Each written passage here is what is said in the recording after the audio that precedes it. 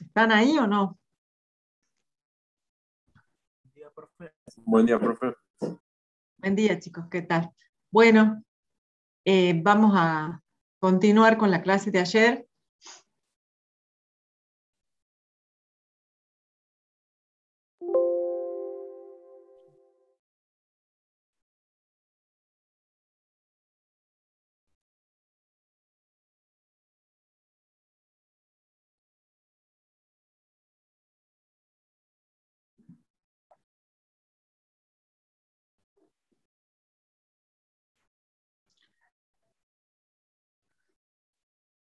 Bueno, ayer habíamos quedado acá. Entonces, vamos a repasar brevemente las ecuaciones fundamentales del caso Axil. A ver, creo que acá he puesto una diapositiva en blanco para que podamos escribir. ¿Qué habíamos estudiado? Entonces, el primer esfuerzo característico que analizamos es el esfuerzo normal. El esfuerzo normal es una carga que cuando nosotros, o un esfuerzo característico, que cuando hacemos un corte en una barra de una estructura,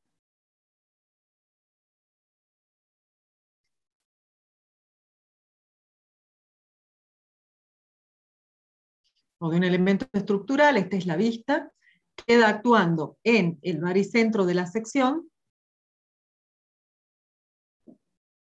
Supongamos que esta sea el eje de la pieza.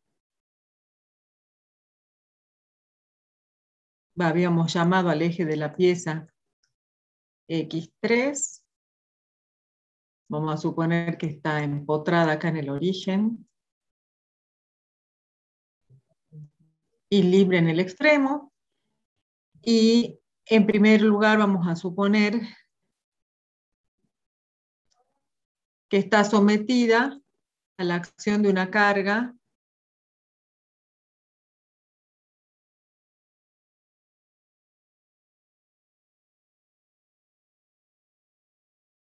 P. Entonces, si a esta valla le dibujamos, lo que está en rojo es el eje de la pieza, le dibujamos el diagrama de esfuerzos normales. El diagrama de esfuerzos normales es constante a lo largo de la valla, es de tracción y vale el normal N, en este caso es en toda la barra, igual a P y es de tracción. Entonces, con las ecuaciones que habíamos visto, nosotros habíamos determinado que si tomábamos una sección, supongamos que la sección sea una sección circular, ejemplo.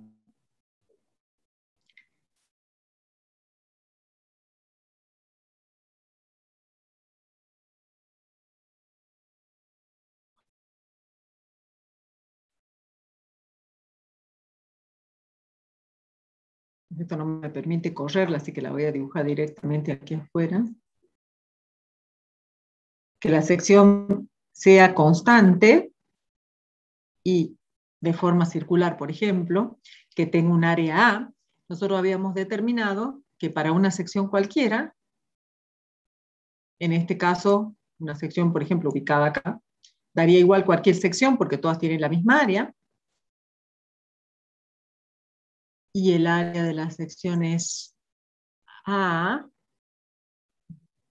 y los ejes de la pieza los llamamos X1 y X2. Esta sería X1 y esta X2. Y el eje X3 sería el perpendicular a la sección transversal, que es este eje X3 que tienen acá.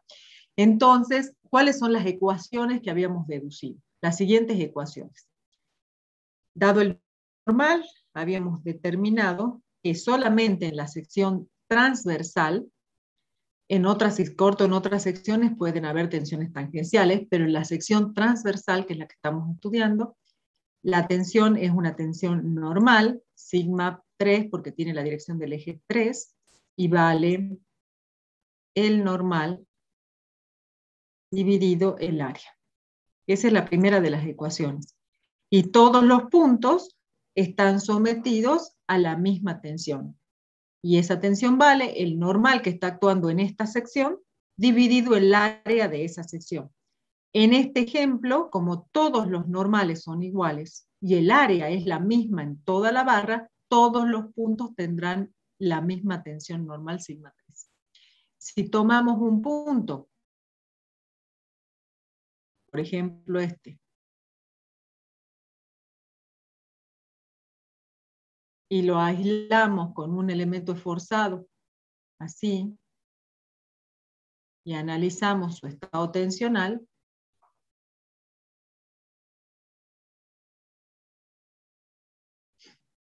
esta cara que rayo es la misma cara rayada de acá, que es la cara que corresponde a la sección transversal. Entonces, esta sigma 3 que hemos calculado es esta, y bueno, y por supuesto que como está en equilibrio, está de este lado. Y esa ya es la tensión principal en el punto. Si quisiéramos calcularle las tensiones tangenciales máximas, ¿dónde están las tensiones tangenciales máximas? Cuando han estudiado esto de tensión, vieron eso, están a 45 grados de las tensiones principales, es decir, que si yo miro a este elemento, miro esta cara,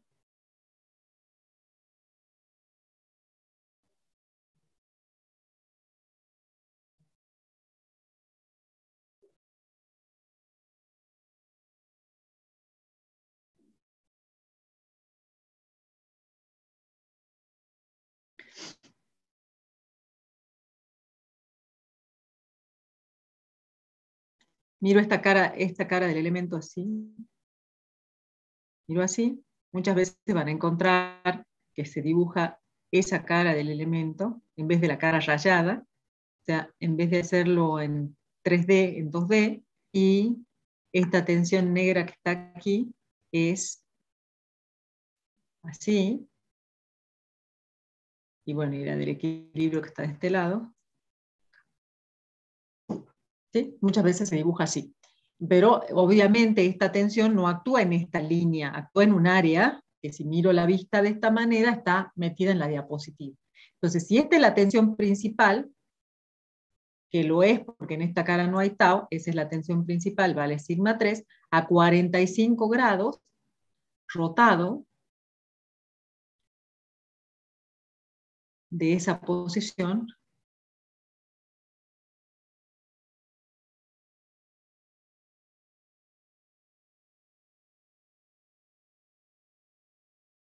¿sí?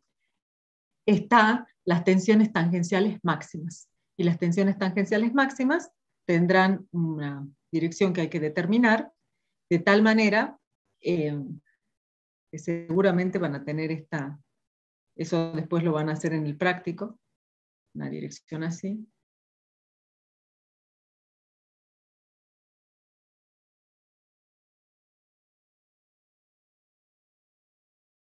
Bueno, y lo mismo esto, completando el elemento.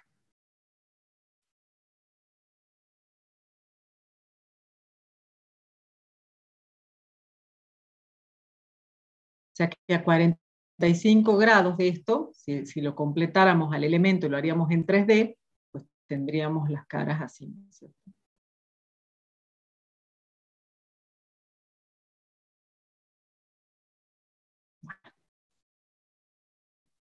Estas serían las caras donde actúan esas tensiones.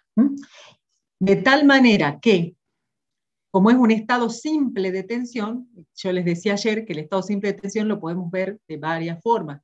Una de las formas es que hay una sola tensión principal diferente de cero y las otras tensiones principales son iguales a cero. ¿Y cuál es la otra manera de definir un estado simple? Es que el vector tensión siempre resulta igual a la misma dirección. Si ustedes componen esto y esto, que son las componentes del vector tensión, por ejemplo, en esta cara, y el vector tensión me va a quedar siempre en la misma dirección, como este.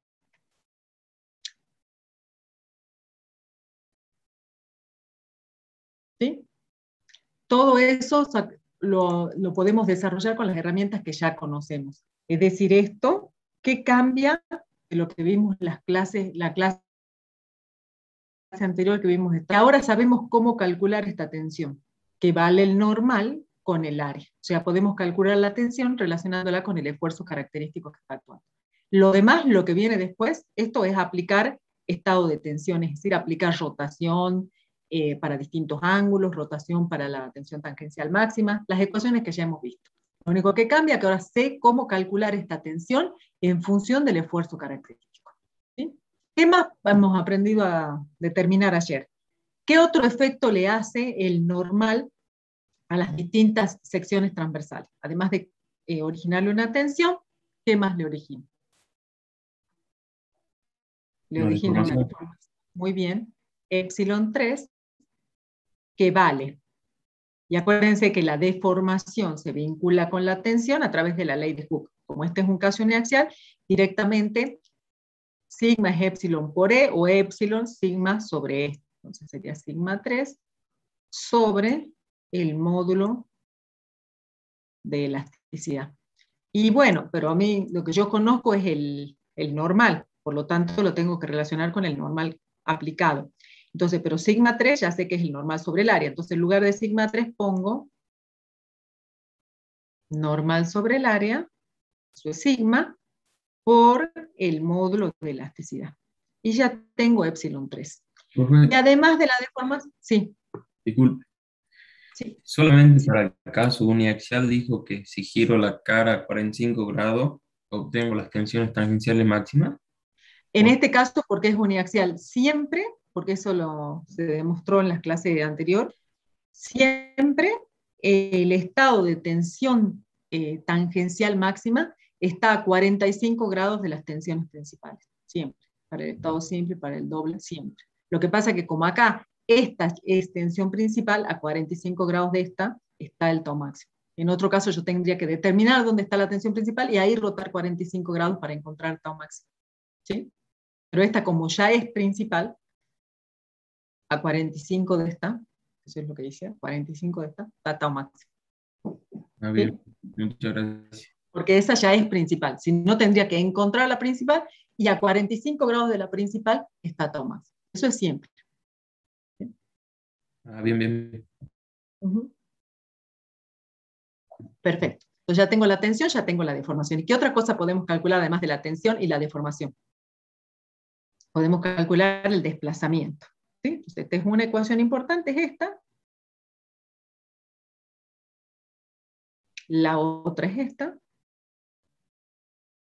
Y la tercera es el desplazamiento. El desplazamiento se vincula con la deformación. O sea, fíjense, después de las deducciones que hemos hecho, fíjense el concepto. La tensión la relaciono con el esfuerzo característico. La deformación con la tensión, a través de la ley de Hooke. Y ahora, la deformación con el desplazamiento a través de la ecuación de compatibilidad. Entonces, nosotros habíamos dicho, lo pongo acá arriba, que epsilon 3, eso lo habíamos deducido cuando hemos visto el diagrama de Tonti, era la derivada del desplazamiento en la dirección del eje X3, que lo llamamos U, al desplazamiento, respecto de X3. Entonces ahora despejo de derivada de U3, o diferencial de U3, es epsilon 3 por diferencial de X3. Si yo quiero calcular U, lo que hago es integrar los diferenciales de desplazamiento y obtengo el desplazamiento ya sea de una sección a una distancia cualquiera o de toda la valla. Si quiero el desplazamiento de toda la valla, o sea, del extremo libre, por ejemplo, tengo que integrar desde 0 hasta acá. La suma de todos los desplazamientos me da el desplazamiento total. Si quiero el desplazamiento de cuánto se desplaza esto con respecto al empotramiento, integraré entre 0 y esta cantidad, por ejemplo, A. Si no, integro entre 0 y L, la longitud total. Entonces, si quiero a una distancia cualquiera, A, entonces el U3 o el desplazamiento U directamente, porque es el que vamos a calcular a lo largo del eje X3, va a ser la integral de las deformaciones específicas, o sea, la integral entre 0 y A de epsilon 3. Y epsilon 3 es N sobre A por E por diferencial de X3. Y ya todas cosas conocidas solo para integrar el normal que tengo, el área que tengo, el módulo elástico, que es una propiedad del material, hago esta integral y encuentro el desplazamiento. Para este problema donde el área es la misma en todo X3, porque fíjense que estamos integrando respecto de X3, entonces que el área es la misma en todo X3, que el normal es el mismo en todo X3 y que el material no cambia, esto pasa a ser una constante respecto a X3. Entonces lo puedo sacar fuera de la integral y me queda n sobre a por e por la integral del diferencial de X3, que es X3 evaluado entre 0 y a, es por a. Entonces, ahí ¿qué obtengo? El desplazamiento. Como integré entre 0 y a, es el desplazamiento de esta sección con respecto al empotramiento. Si hubiera integrado entre célula y la longitud total, me da el desplazamiento del borde libre. ¿Está bien? Fíjense entonces que son las 4 ecuaciones vinculadas, o las 3 ecuaciones vinculadas, en este caso. La tensión, la deformación y el desplazamiento. Vamos a ver ahora, bueno, vamos a repasar, porque estamos repasando para lo que viene después, ¿qué pasa si en lugar de tener este problema, borramos todo, antes de ver el peso propio, para que de paso lo puedan entender más fácilmente,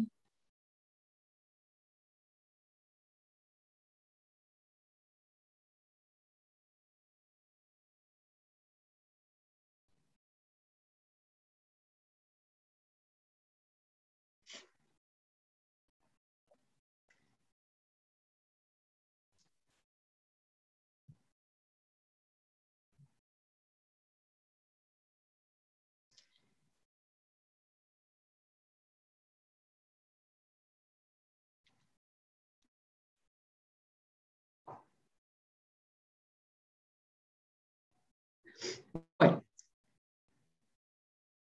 si tenemos dos barras, donde las barras también están en voladizo como estaba la anterior, pero hay un cambio en el área, un área acá y un área diferente acá. Entonces, y además, para que vamos a ponerle como hemos hecho ayer, le vamos a poner una carga. P sub 1 y una carga P sub 2. Y entonces, la sección que está a la izquierda va a tener un área A sub 1 y esta sección que está a la derecha va a tener un área A sub 2. Esto va a medir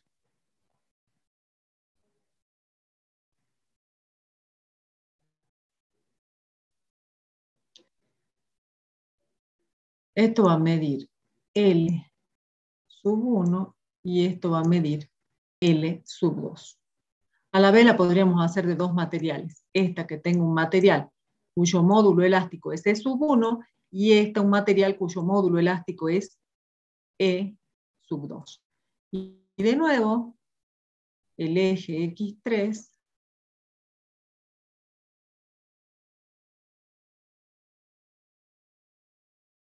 va a tener esa dirección. Entonces, a diferencia del ejemplo de hace un rato, donde teníamos una sola carga aplicada, la reacción de vínculo no era el primer, o sea, siempre es el primer paso, pero era obvia la reacción de vínculo porque la reacción de vínculo era igual a la carga P. En este caso, nuestro primer paso sería determinar la reacción de vínculo para poder encontrar, vamos a poner con otro color a la reacción, para poder dibujar el diagrama de esfuerzos normales. Entonces, el primer paso va a ser determinar la reacción de vínculo R. Entonces, en este caso, la primera de las ecuaciones que tenemos que plantear es la ecuación de equilibrio estático, que es la que nos garantiza el equilibrio global de la estructura, que es lo que hablamos las primeras clases. Entonces, tendrían que hacer menos R igual a P1 más P2, ya la paso del otro lado de la igualdad y directamente R sería igual a P sub 1 más P sub 2. Entonces ya tengo la reacción de vínculo. Eso me permitiría dibujar el diagrama de esfuerzos normales, que sería lo primero que ustedes tenían que tener en claro, digamos. Tengo la reacción de vínculo.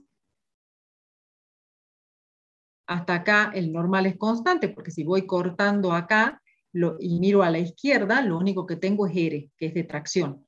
Luego bajo con P sub 2, luego vengo para acá, y luego cierro con P sub 2. Entonces toda la barra está traccionada, pero esta parte tiene una tracción que vale R, o sea, vale P sub 1 más P sub 2, la tracción acá, y acá vale solamente P sub 1.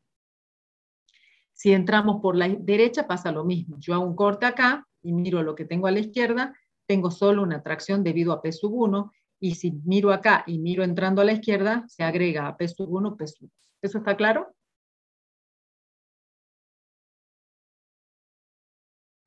Sí, bro. Bien. Entonces este es el diagrama de esfuerzos normales.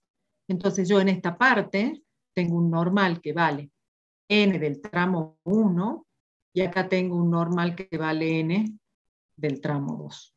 ¿Sí? Siendo n en el tramo 1 igual a la reacción, o sea, igual a P sub 1 más P sub 2, y un normal en el tramo 2 que vale P sub 1.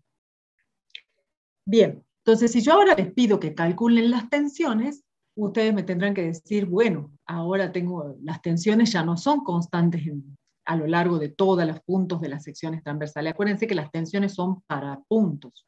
Me paro en una determinada sección, y en esa sección, en los puntos de la sección. Lo que pasa es que acá, todos los puntos de una misma sección transversal tienen la misma tensión para esfuerzo axial. Pero los puntos ubicados en las secciones transversales de la parte 2 tienen distintas tensiones que los puntos ubicados en las secciones de la parte 1. Entonces, empecemos por la parte 1.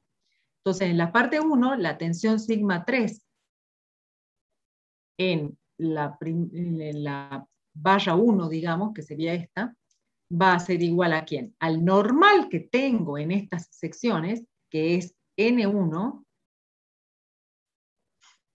dividido el área 1. O sea, P sub 1 más P sub 2 sobre A1. Y luego, entonces todos los puntos ubicados en secciones del tramo 1 tienen las tensiones que vemos aquí. Y todos los puntos ubicados en secciones del tramo 2 tienen las secciones sigma 3 porque tienen la dirección 3 de los puntos sobre el tramo 2, van a valer el normal que tenga en el tramo 2 sobre el área A2 ahora. O sea, y el normal del tramo 2 es P sub 1, sobre el área 2. ¿Sí? Ahora, ¿qué pasa con las deformaciones específicas? Y bueno, las deformaciones específicas también van a cambiar, y las deformaciones específicas van a ser, tienen la dirección 3, pero en el tramo 1 van a ser la tensión sigma en el tramo 1 dividido el módulo E del tramo 1. Y bueno, y otro tanto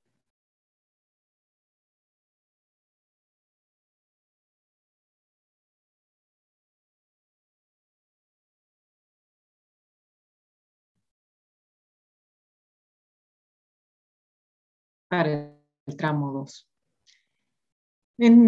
Y esto va a ser el normal que tengo en el tramo 1, que es sigma 3 sobre A1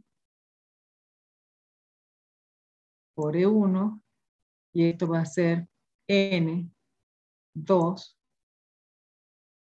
sobre A2 por E2.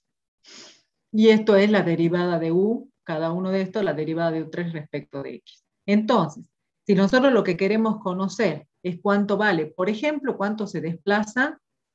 Quiero saber cuánto se desplaza esta sección.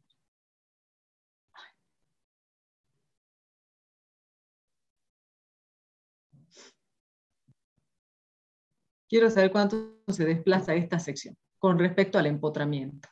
Debido a la acción del normal que tiene, cuánto se mueve. Entonces lo que vamos a determinar es el desplazamiento U en la dirección 3, que va a ser la integral entre 0 y L1 del normal que tenga. Como estoy integrando entre 0 y L1 es N1, que es el normal que tengo en el tramo este, dividido E1 por A1 por diferencial de X3. Y si integro esto, me va a quedar como N1, E1 y A1 en el tramo L1 es constante, entonces va a ser N1 por L1 sobre E1 por A1. Si quiero el de toda la barra, tendré que sumarle al desplazamiento que ya tengo acá lo que se desplaza esta parte. Entonces lo pueden hacer con el eje global, manteniendo el eje X3 acá, que eso lo veíamos ayer, o poniendo un eje local acá, y sumándole el desplazamiento de esta parte, que será debido a su sigma, a su deformación específica, ¿sí? Entonces uno se va a deformar con el normal que tiene, y ese normal es, perdón,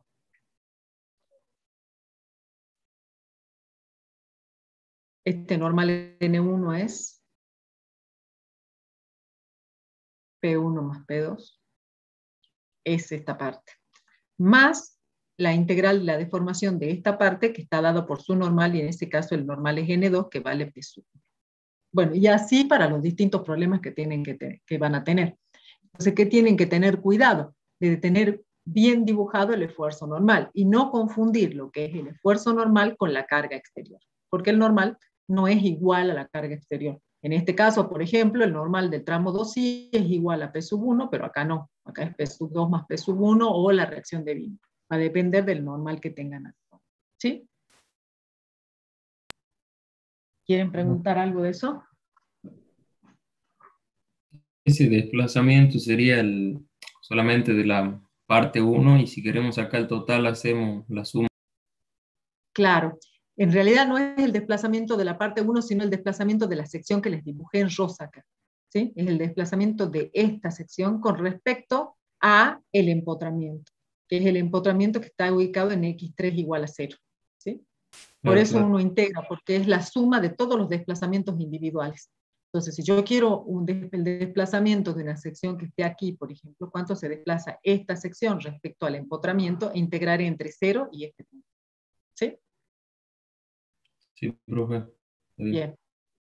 Y así se van agregando. O sea, si yo después quiero, en vez del desplazamiento, quiero el desplazamiento de esta, siempre es con respecto a algo el desplazamiento, ¿no? El desplazamiento de esta con respecto a este extremo que está fijo, entonces voy a integrar entre 0 y este valor de acá. Solo que la integral la voy a tener que dividir en dos partes, entre 0 y L1, porque ahí tengo constante estas cosas, y entre L1 y esta, y donde haya puesto este extremo, por el normal que tengo acá. ¿Me entienden? O sea, la integral yo la tengo que separar en partes para poder calcularla. ¿Por qué? Porque las funciones que están acá adentro no son constantes. Entonces, cuando yo tengo como la integral es una suma, a ver si lo voy a hacer. Ayer igual lo hemos visto esto, pero lo veamos de nuevo.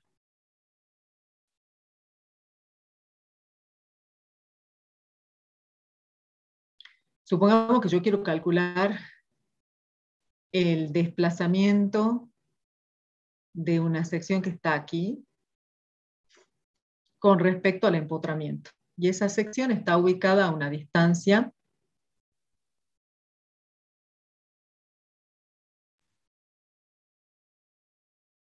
ya como el L1 lo sabemos.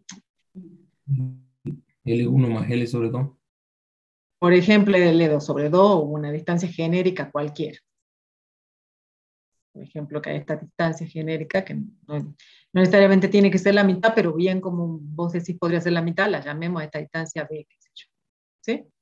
Entonces yo tengo que hacer, para calcular el desplazamiento U3, como quiero calcular respecto del empotramiento, sería la integral entre 0 y L1 más B. ¿Sí? Ahí quiero calcular. También podría decir cuánto se desplaza esta sección con respecto a esta. Y entonces integraría entre esta sección y esta. O sea, entre L1 y L1 más B. Si dejo el origen de coordenadas acá. Si pongo una coordenada local aquí, S, integraría entre 0 y B. Pero eso ya es matemática. Mientras no se confundan después con lo que hagan, no importa. Pero yo ahora quiero calcular cuánto se desplaza esta sección que ubiqué acá en verde respecto al apoyo fijo que tengo acá, al empotramiento que tengo acá. Entonces integro entre x3 igual a 0 y L1 más B. ¿Quién? La ecuación n, que en general va a ser función de x3,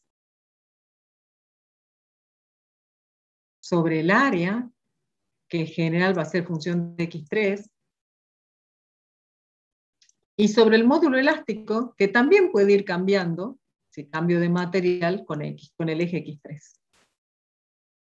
Esto sería lo general, digamos, por diferencial de x3. Pero resulta que yo no tengo una única ecuación para el normal, porque tengo una función acá para el normal así, y otra diferente para el normal acá.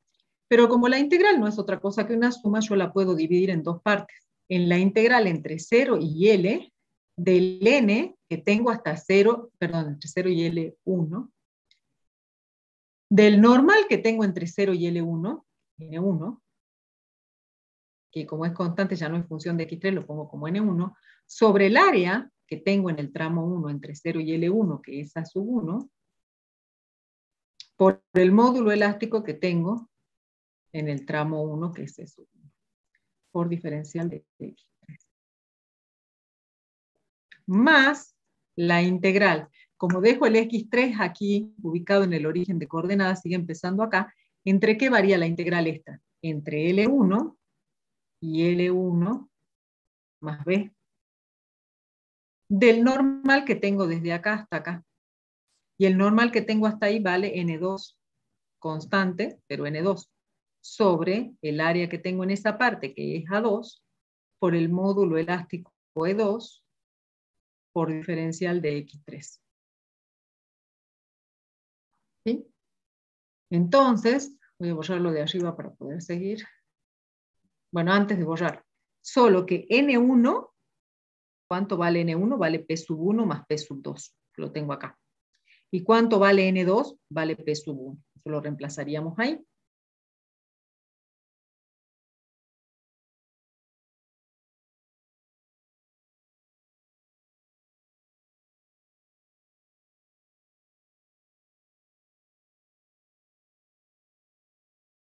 Y entonces, si resolvemos esta integral, lo de arriba nos queda N1 por la distancia L1, porque la integral de diferencial de x3 es x3, dividido A1 por E1, más N2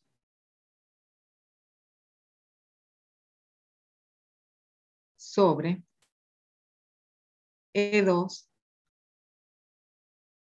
por A2 por, cuando reemplazamos acá entre el límite superior y el límite inferior, x3 nos queda L1 más B menos L1. Entonces L1 se cancela, me queda por B. Fíjense entonces que, ¿cómo les queda? N1, el normal en el tramo 1, sobre E1 por A1 por la longitud del tramo 1, más el normal de esta pequeña porción N2 sobre 2 por A2 por la longitud B. Y eso vendría a ser lo que se desplaza, según la dirección 3, esta sección que la llamemos C, con respecto al empotramiento A.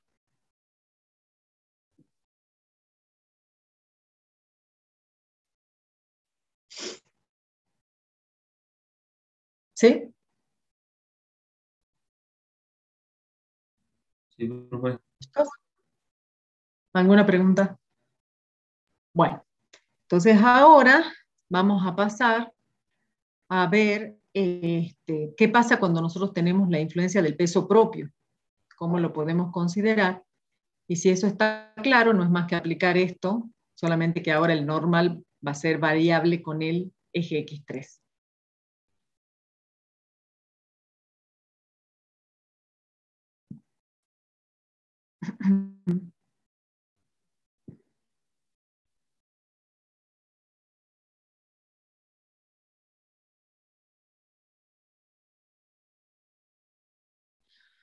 Bueno, habíamos quedado acá. Entonces, vamos a considerar una barra de eje recto, como la que tienen dibujada acá a la izquierda, la figura, que está sometida, fíjense que no le he puesto ninguna carga en el extremo libre ni en otro punto, sino que está sometida solamente a la acción de su peso propio. ¿Por qué ponemos así la barra y no la pongo a la barra? Le digo considerar el peso propio puesta así. Porque si yo la pongo hacia la barra y le digo considérense el peso propio tendría que ser una carga uniformemente distribuida así,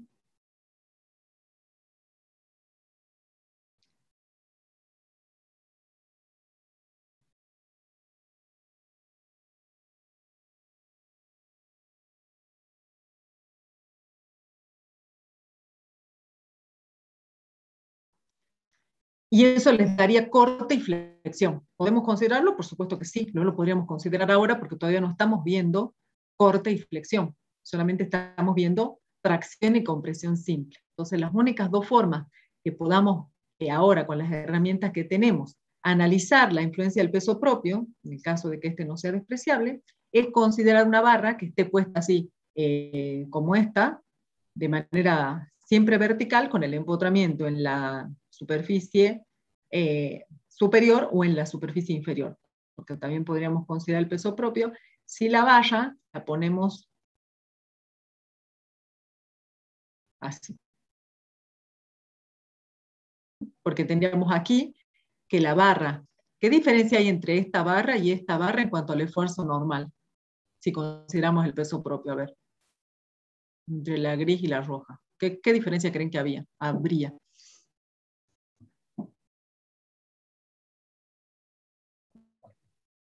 En cuanto a los esfuerzos normales. Que la reacción va a estar en la base. Muy bien, esa sería una. ¿Y qué otra cosa? ¿Qué pasaría con el signo del normal en una y en otra? Cambiarían. Claro. ¿Y cuál estaría traccionada y cuál comprimida? La que tiene el empotramiento arriba ¿Cómo estaría estaría la? traccionada. Exacto, Traccionada. exacto. Esta por la acción del efecto del peso propio estaría traccionada, pero con esfuerzo normal, que sí la puedo estudiar, y esta estaría comprimida por la acción del esfuerzo normal, ¿sí? Entonces, a ver, capaz que les resulte más fácil verla con la compresión, pero a ver, a diferencia de que yo a esto les pongo una carga, donde el normal, y despreciando el peso propio, donde el normal sería constante en toda la barra. ¿Qué pasa con el normal debido al peso propio? ¿Cuál de las secciones de esta barra, la roja, está más solicitada? ¿Cuál de las secciones está más solicitada por el peso propio?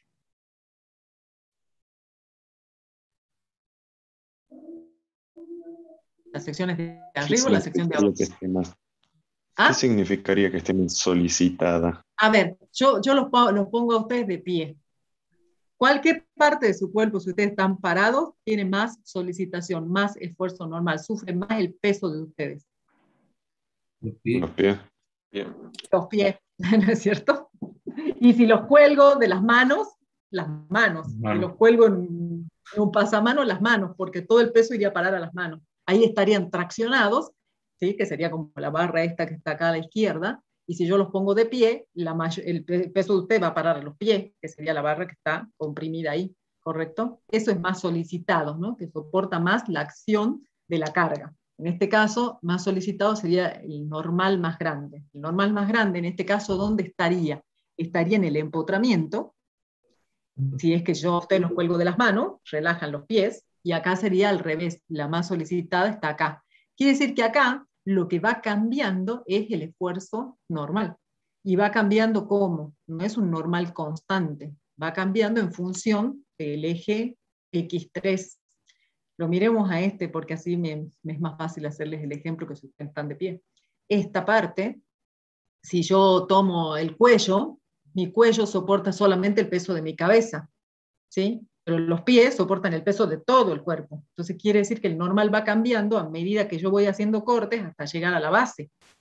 ¿Y cómo va cambiando ese normal? Pues por el método de la sección. Y esto es lo que tienen dibujado, escrito acá. Entonces, entendido el concepto, vamos a ver matemáticamente qué es lo que estamos haciendo. Fíjense, matemáticamente lo que estamos haciendo es el método de la sección. Acá está puesto para un normal de tracción, ¿no? Entonces, nosotros a una distancia, acá les he puesto un eje local S, pero hubiera sido lo mismo que lo llamemos X3. X3 es el eje global, hay un eje local S hasta una cierta altura, y un diferencial de S que es el equivalente a un diferencial de X3. Entonces nosotros hacemos un corte y reemplazamos todo lo que corté por el efecto normal de tracción que le hace esta sección. Si hubiéramos cortado al revés y saco lo de arriba, el normal queda igualmente traccionando a la parte inferior. Ese normal, que es función de X3 o función de S, que es lo mismo, ¿cuánto va a valer? Si corto acá, es el peso de lo que quité. Y el peso de lo que quité es el peso específico, que es la densidad por la gravedad, que es esto, por el volumen de esto. ¿Y el volumen de esto cuánto vale? El área por la longitud de esto. Pero de acuerdo a cómo están puestos los ejes en este gráfico, por eso les digo, esto ya es matemática, no se ponen de memoria las ecuaciones, porque depende de cómo pongan el eje. El eje acá está puesto en el empotramiento como origen de coordenadas. Entonces, la longitud de esta parte es todo L menos S. Entonces, esto es el volumen. Volumen, o bueno, delta de volumen, porque es el volumen de esta parte, ¿no? Por peso específico, me da la carga de lo que quité, y ese es el normal en la sección. Y ese normal va cambiando con S. Cuando S vale L, estoy aquí, esto no tiene que soportar ningún peso. Cuando L vale S. Entonces acá quedaría 0 y me quedaría que el normal aquí abajo vale 0. Y a medida que me voy acercando al empotramiento, el normal es máximo. ¿Está claro? Es como que les digo, no me cuelgo en un pasamano, entonces mis pies no están soportando nada. Y a medida que voy subiendo, el peso de lo que está abajo hasta que llego a las manos, donde soporto todo el peso. ¿Estamos? Entonces acá, este es un ejemplo de que van a tener un normal variable. O sea que si yo les tuviera que dibujar una carga acá, es como que tuvieran una carga uniformemente distribuida a lo largo del eje de la pieza.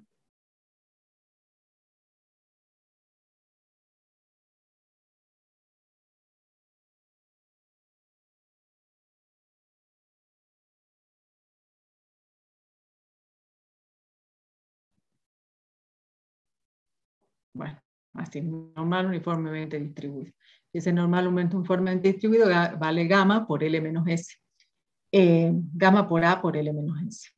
O sea, esto es equivalente, análogo más que equivalente, a que si ustedes tienen una valla, la que veían en estabilidad 1, que ayer les decía, por ejemplo, bueno, si quieren empotrada también en un extremo, este es el eje de la valla, este es el eje de la valla, y que está sometida a una carga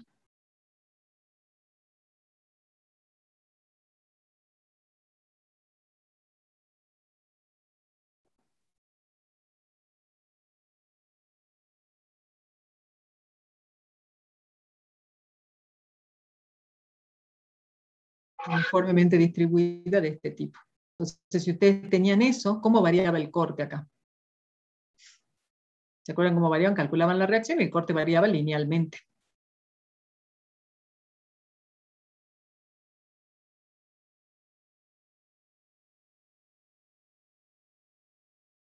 El corte variaba linealmente así. Bueno, acá es lo mismo para el normal. El normal va a variar linealmente desde 0 hasta alcanzar su máximo en el empotramiento. ¿Me siguen?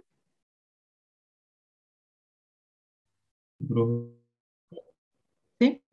Bueno, Entonces ya tenemos el normal. Fíjense que mi primer paso ha sido calcular el normal, y también si quieren podríamos calcular la reacción, pero como yo entré por aquí abajo, cuando llegue acá arriba el normal va a ser igual a la reacción. De todas maneras podrían haber entrado en vez de por abajo, entrar por arriba, y lo primero que tienen que hacer es calcular esta reacción que es igual a P, y esa reacción ¿a qué va a ser igual? Al peso de todo esto, o sea, a gamma, que es el peso específico, por el volumen, que es A por L. Entonces esa sería la reacción, gamma por A por L. Bueno, entonces, la tensión, primer paso, igual, fíjense que por ahora, no por ahora, en todos los problemas que vamos a ver, lo mismo, hacemos lo mismo. Planteamos el normal, solamente que al normal ahora, en vez de ser constante o constante por tramo, como eran los ejercicios, los ejemplos anteriores, el normal es variable. Variable con S o con X3, si la queremos llamar esta X3, sería lo mismo. Variable con S o con X3, ¿de qué manera? De manera lineal. Una vez que tengo el normal, ¿cuál es la diferencia? Que si yo quiero calcular las tensiones acá, en cualquier lugar que yo quiera calcular las tensiones no van a ser las mismas. El área es la misma, pero como el normal cambia, las tensiones van a cambiar de sección a sección. Entonces la sigma va a ser una función de S porque N es función de S. O de X3 hubiera sido lo mismo acá. Entonces cuando divido en el área, divido todo el normal en el área se cancela y queda gamma por L menos S. Lo mismo, fíjense que seguimos lo mismo. Calculo el normal, calculo sigma, aplico la ley de Hooke, calculo epsilon, integro y obtengo el desplazamiento. Las 4 cosas que... Entonces, el epsilon ahora va a ser sigma sobre el módulo elástico. Sigma es n sobre A y sobre el módulo elástico. Solo que n ahora depende de X3 o de S. Y ahora integro ese epsilon de X3 o de S como el normal sobre E por área por diferencial de X3. Y si quiero calcular cuánto se desplaza una sección cualquiera, por ejemplo, una sección, en este caso la sección ubicada a la distancia S, esta sección, integro entre 0 y S este n de X3, y simplemente reemplazo lo que es n, gamma por L menos S, bueno, menos X3 para poner una variable diferente acá en S, y cuando integramos nos queda gamma por E, por L, por S, menos, y esto sería S al cubo sobre 2. Perdón, S al cuadrado porque está S como variable de elevada a la primera potencia, S al cuadrado sobre 2. Entonces con eso obtenemos el desplazamiento de una sección ubicada a cualquier distancia S. Variando S entre 0 y este valor, obtenemos la función de desplazamiento, que ahora, a diferencia de los casos anteriores, que era lineal, es una función cuadrática. Y eso es lo que tenemos dibujado a continuación. Entonces, fíjense, n varía linealmente, desde 0 hasta su máximo en el empotramiento. La tensión sigma, por lo tanto, para las distintas secciones también cambia, porque n ya no es constante. Epsilon, que es sigma sobre E, también deja de ser una constante, y U, que antes era lineal, cuando epsilon era constante, ahora, como esta es lineal, esta es cuadrática. Y eso es lo que tienen dibujado acá. Entonces, si la barra está de esta manera, ubicada con el empotramiento arriba, toda va a estar traccionada con una fuerza N. La máxima solicitación es en el empotramiento y 0 es en el borde libre. Sigma para las distintas secciones también varía linealmente porque es el normal sobre el área. Epsilon es sigma sobre el módulo elástico y luego la integral de este epsilon nos da la función cuadrática que viene acá.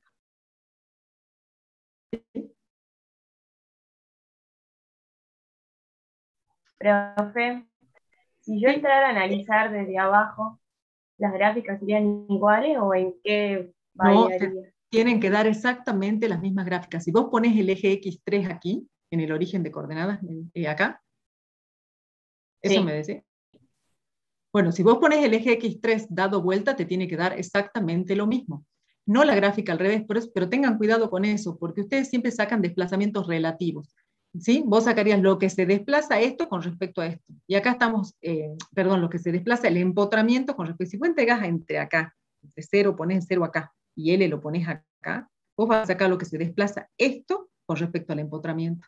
Entonces sí te va a dar el signo contrario, pero eso lo tenés que tener en claro vos, porque ahí vos vas a creer que se está comprimiendo, y no es que se está comprimiendo, es que vos estás sacando lo que se desplaza esto con respecto a esto, perdón, el empotramiento con respecto a esto, y no esto con respecto a esto. Siempre les conviene sacar que el punto, cuando ustedes sacan un desplazamiento total, o sea, yo quiero saber cuánto se desplaza esto, les conviene sacar lo que se desplaza esto con respecto a un punto que está fijo, ¿me entiendes? Entonces yo integro entre el punto que está fijo y donde quiero encontrar el desplazamiento. Porque si lo haces al revés, te va a dar el mismo resultado, puede dar con el signo contrario y pueden no interpretarlo. Entonces siempre les conviene poner donde está el punto que está fijo, el que no se mueve, el origen de coordenadas. Porque después los Ahí mismos van a creo, interpretar el resultado. Sí, creo que se debería cambiar los límites de integración ahí. claro, sí, por supuesto, vas a cambiar los límites de integración, pero si vos pones el origen de coordenadas acá, este va a ser tu cero, ¿me entendés?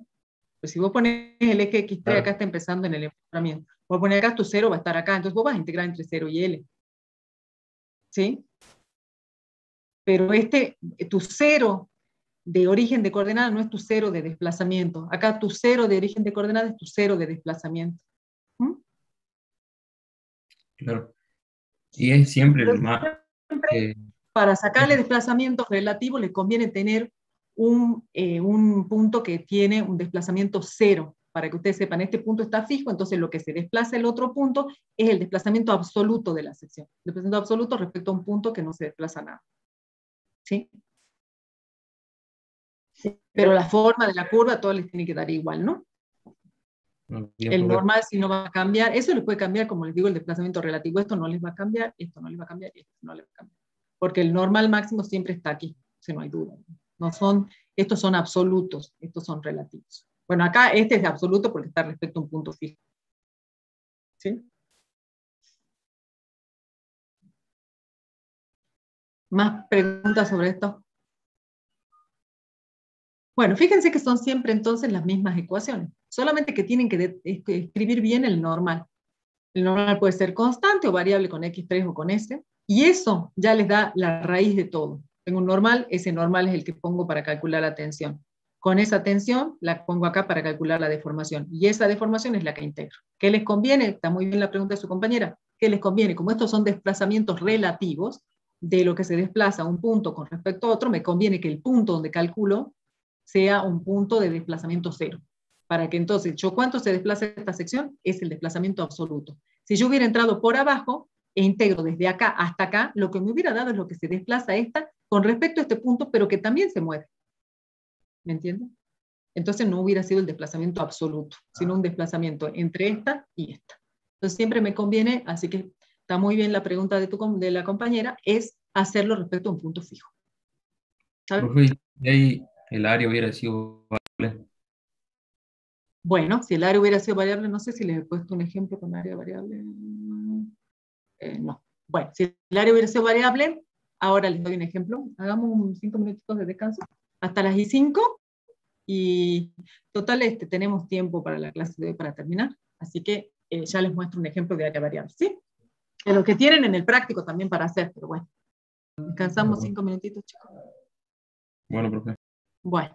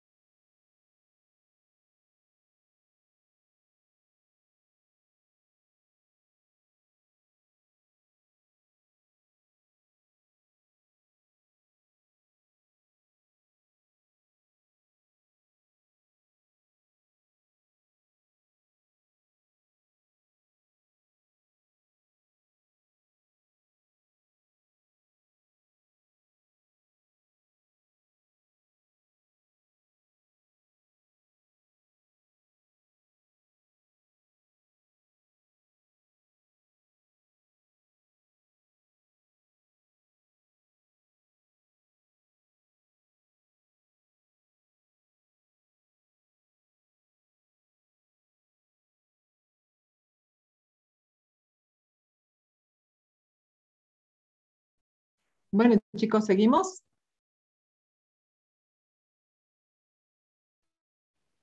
Sí, profe. Bueno.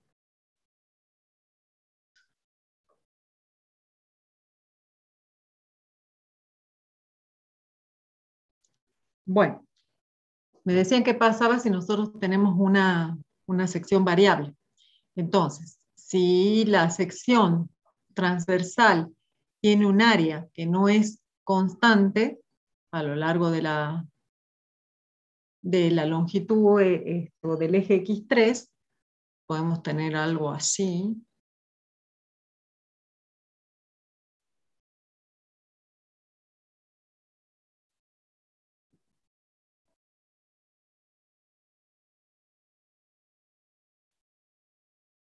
Después igual tienen en el práctico una sección variable para trabajar.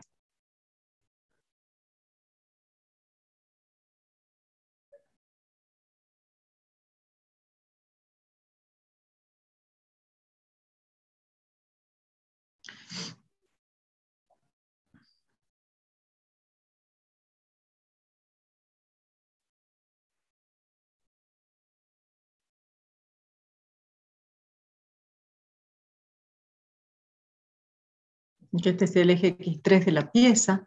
Entonces, si tengamos, por ejemplo,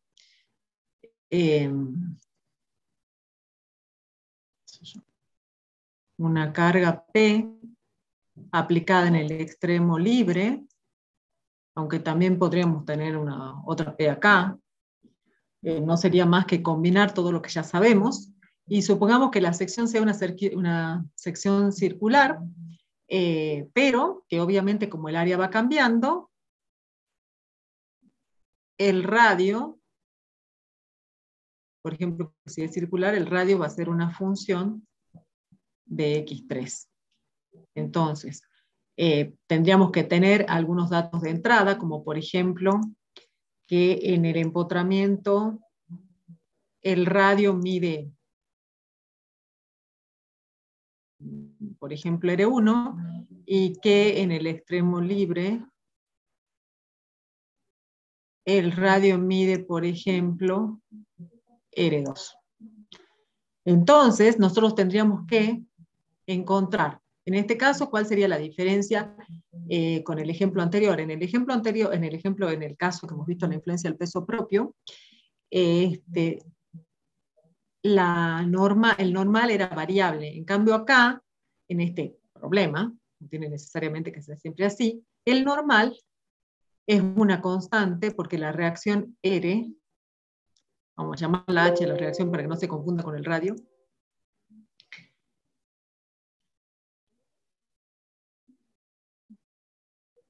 la reacción horizontal H es igual a la carga P. Por lo tanto, el esfuerzo normal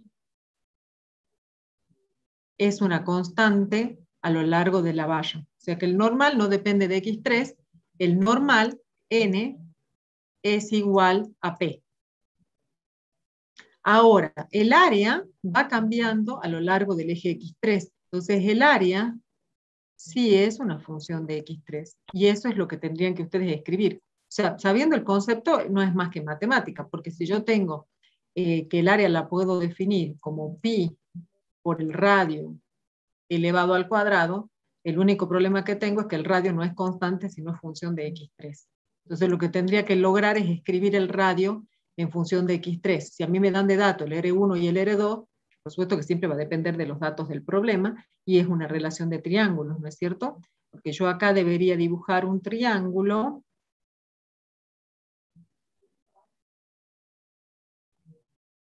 ¿Sí? Entonces tendría que decir que R1 menos R2 esa L, me faltó ponerles la...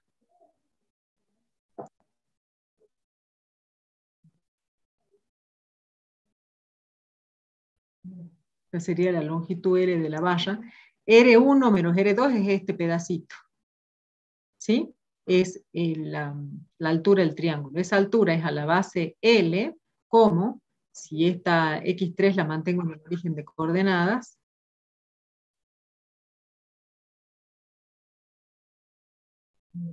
entonces esto vendría a ser el X3 donde me paré a sacar el radio. Entonces esto es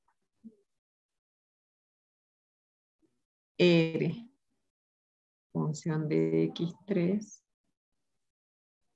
menos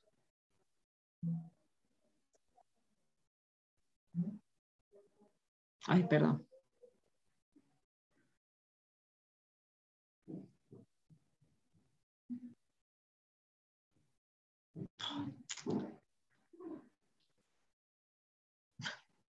Ahí les borré el eje de la pieza.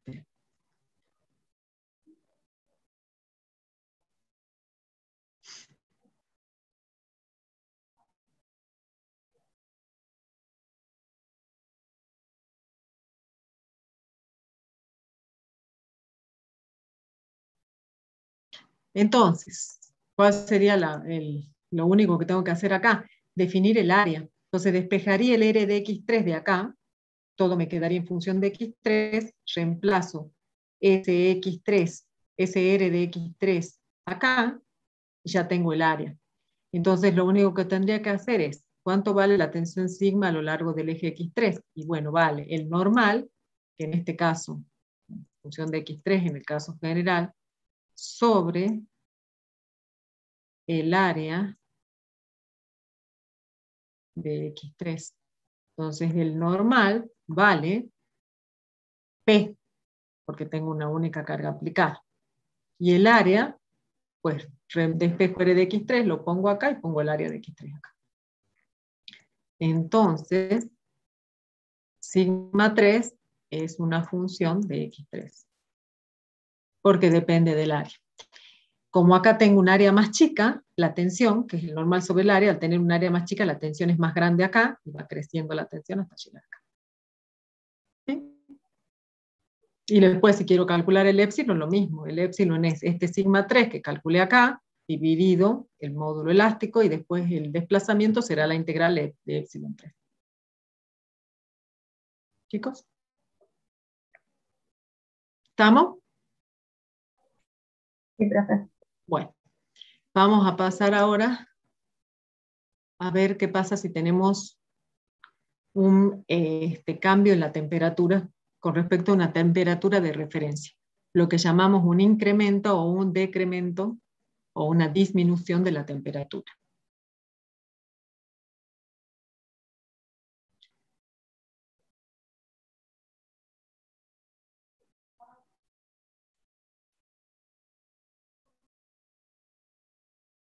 Ah, no, sí, acá está. ¿Ya hemos visto esto? Sí, temperatura. Bueno, ahora supongamos que tenemos una barra y a esa barra la sometemos a un cambio en la temperatura. En principio vamos a suponer que es un aumento en la temperatura, entonces debido al aumento de temperatura o al cambio de temperatura, los elementos estructurales sufren una dilatación o un acortamiento. Si el cambio de temperatura es positivo, es decir, el delta de T, que es la diferencia entre una temperatura final y una temperatura de referencia o temperatura inicial, es positivo, hay una dilatación de los elementos estructurales.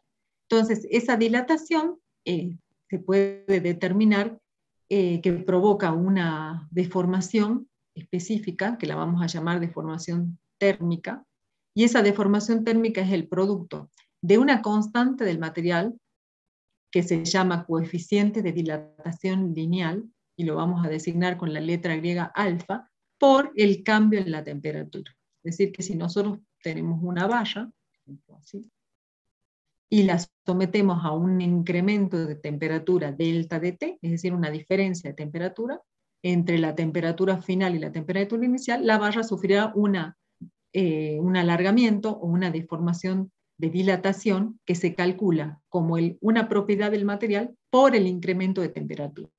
Esa propiedad del material, como ya les dije, se llama coeficiente de dilatación térmica, está tabulado porque se determina experimentalmente, igual que E. y tiene unidades 1 sobre grados centígrados o sobre grados Fahrenheit. Depende de lo que estemos, el sistema métrico que estemos usando, nosotros vamos a usar 1 sobre grados centígrados. Entonces, cuando multipliquemos alfa, que es 1 sobre grados centígrados, por el cambio de temperatura en grados centígrados, los grados se cancelan y queda la deformación específica que no tiene unidades.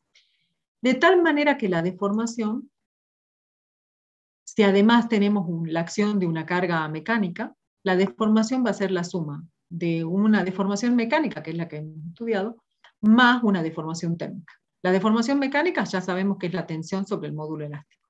Y la deformación térmica es esta que está aquí.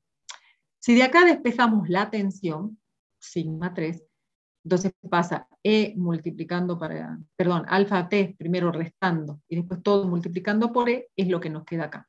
Si despejamos de acá la tensión va a ser el producto de E por epsilon total menos, esto pasa restando, alfa por delta de T.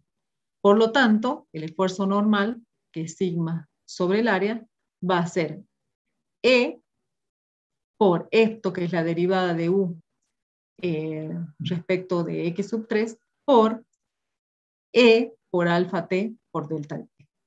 Y esa sería la tensión. Y el desplazamiento que sufre la barra va a ser directamente la integral de esta derivada de U3. Lo mismo que antes, solamente que ahora sumamos el efecto térmico.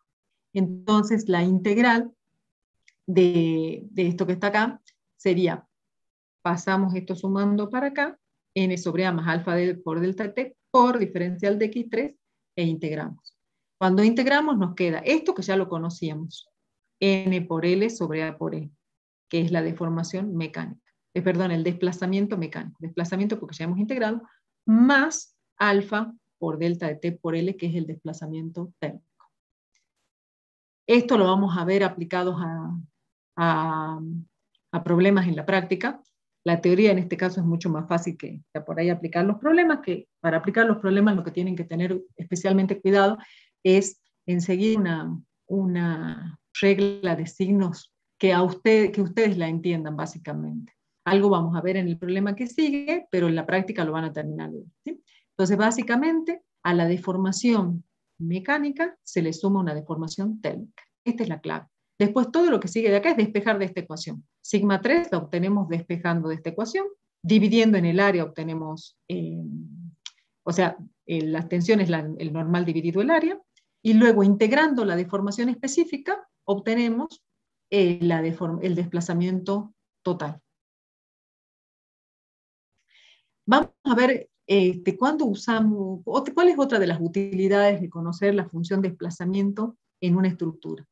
Una de las utilidades es conocer cuánto se desplazan los distintos puntos de la estructura, que es lo que lo que hemos visto y hemos calculado recién. Y otra utilidad, y que la van a ver mucho cuando vean teoría de las estructuras, es estabilidad 3 para ustedes, es determinar las reacciones de vínculos y las ecuaciones de tensión y de esfuerzo normal cuando las estructuras son hiperestáticas, como esta que está acá. Esta estructura que tienen acá es una estructura hiperestática. Una estructura hiperestática, ¿qué significa? La estabilidad uno ya lo sabe, que tengo más vínculos de los grados de libertad que tiene la estructura. Entonces, si yo tuviera esta estructura que está acá, a mí me bastaría con que el apoyo de aquí sea un apoyo móvil. Como si yo tengo un apoyo móvil, pues hacia el revés, ¿no? Como tengo un apoyo fijo, genero una reacción adicional que me da un grado de hiperestaticidad extra a esta estructura. Entonces, quiere decir, hablando matemáticamente, que si nosotros ponemos la ecuación, escribimos la ecuación de equilibrio, como la que está aquí, tenemos una reacción extra, y con la ecuación de equilibrio no nos basta para determinar estas reacciones. Es decir, miren, si a esta estructura nosotros la tuviéramos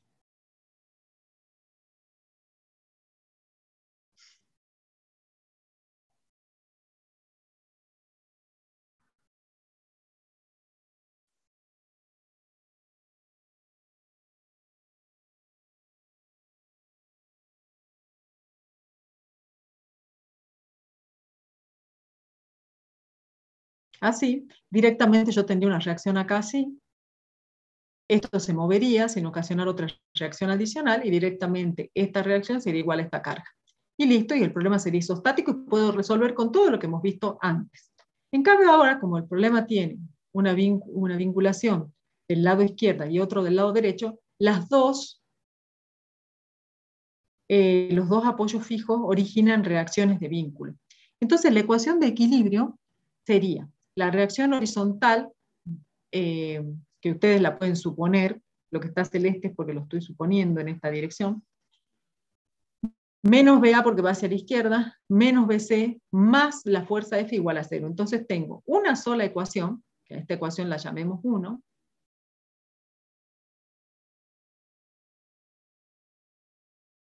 y dos incógnitas.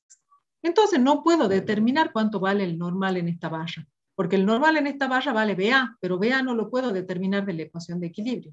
Entonces, si bien vamos a aplicar las mismas ecuaciones que ya hemos estudiado, tengo que agregar un concepto nuevo, que es cuál es la ecuación que me falta para que tener dos ecuaciones y poder determinar las dos incógnitas. ¿Sí? Porque una vez que yo tenga estas dos incógnitas, bueno, ya voy a conocer cuánto vale el normal acá, porque va a ser BA, voy a conocer cuánto vale el normal acá, porque si entro por la izquierda sería BA menos F, y si entro por la derecha sería BC, y conocería el normal, y cuando yo ya conozco el normal puedo calcular la tensión, cuando conozco la tensión puedo calcular la deformación, con la deformación puedo calcular el desplazamiento, podría calcular todo. Pero no lo puedo hacer porque tengo un sistema hiperestático, ¿sí? Con más vínculos que grados de libertad. ¿Cómo lo veo eso? O contando los vínculos y los grados de libertad, o viendo que la ecuación de equilibrio que tengo no me alcanza para determinar las incógnitas. ¿Y tengo alguna otra ecuación de equilibrio? No tengo, porque sumatoria de fuerzas verticales no tengo ninguna, y porque sumatoria de momentos, todas las fuerzas son colineales, que no me aporta ninguna ecuación extra. Entonces, ¿cuál es la ecuación adicional que uso y van a usar siempre cuando vean teoría de las estructuras o lo que aquí se llama estabilidad 3, para determinar las reacciones de vínculos en sistemas hiperestáticos? Vamos a usar lo que se llama el método de compatibilidad de los desplazamientos. Eso nos da una ecuación adicional. Ese procedimiento, para encontrar esta ecuación adicional, es una ecuación geométrica. Ustedes tienen que ver cómo es la geometría de la deformación. O la geometría de los desplazamientos, para ser más preciso. Entonces veo cómo se desplazan los puntos de la estructura y en función de eso establezco esa ecuación. Y van a ver que no hay ningún concepto nuevo. Vamos a usar lo que ya vimos, pero aplicado a esto.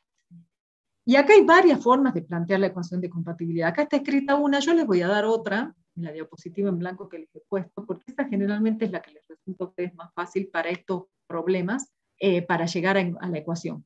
Porque la ecuación no es complicada, pero ustedes por ahí se hacen lío con los signos.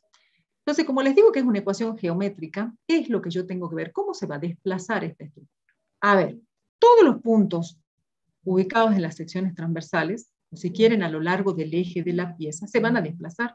Si yo miro nada más esta estructura y me la imagino en mi mente deformándose o desplazándose, todos los puntos que están sobre esta parte, tengo un apoyo fijo acá que no deja moverse, pero tengo una fuerza en el medio, entonces todos los puntos que están en la parte izquierda de la estructura se van a abrir, se van a desplazar hacia la derecha si quieren. Pero desde B hasta C, como C no se puede mover, se van a apretar desde B hasta C. Entonces todos los puntos van a tener un corrimiento, pero el desplazamiento total entre A y B va a ser nulo. Entre A y C, perdón, va a ser nulo, porque A no se puede mover y C tampoco. ¿Qué quiere decir eso? Que si este extremo estuviera libre, como bien preguntaba una compañera hace un rato, si este extremo estuviera libre, y yo calculo el desplazamiento del extremo libre con respecto a A, integro desde A hasta aquí, y me va a dar un valor, porque este estaba libre. Pero si ahora yo lo fijo, ¿qué me tiene que dar la integral desde A hasta C? Es decir, la suma de todos los desplazamientos, lo que se acorta, lo que se alarga. ¿Cuánto me tiene que dar de A hasta C? 0. Me tiene que dar 0. Entonces eso me da la ecuación adicional. Porque cuando el sistema es isostático, yo conozco todo, conozco las reacciones, conozco todos los normales. Entonces el desplazamiento es una incógnita, pero porque conozco todo lo previo. Ahora yo no conozco los normales, porque tengo dos acá incógnitas, son de A y B, C, pero sí conozco que el desplazamiento entre A y C tiene que ser 0. Entonces eso me da la ecuación adicional. Pero esa ecuación se basa en que yo vea el sistema y vea cómo se desplaza. ¿Está claro? Entonces hay varias formas de plantear ese desplazamiento. Una es la que tienen acá, Pero yo no se los voy a hacer de otra forma ahora. Una cuál es, y yo digo, bueno, miro el punto B. El punto B, como perteneciente a la barra AB, es decir, si yo integro desde A hasta B, me va a dar que se tiene que correr, es decir, que se tiene que abrir. Pero si miro el punto B como perteneciente a la barra BC, también se tiene que correr, pero se tiene que, como perteneciente a la barra BC se acorta. Pero como el punto B es único y no se rompe la estructura, el punto B como perteneciente a la barra B se tiene que estirar. Lo mismo que lo que se acorta el punto B como perteneciente a la barra BC. Entonces, por eso dice acá que un estiramiento tiene que ser igual al acortamiento. Es una forma de plantear la ecuación de compatibilidad. Y la otra forma es hacer, esa es la ecuación 1, ¿no? Ahora vamos a la ecuación 2, que las voy a hacer y les va a dar el mismo resultado. Sería decir lo siguiente, que la integral desde 0 hasta, voy a subir para ver cómo se llama. Bueno, hasta L total la vamos a llamar como que L es la suma de los dos.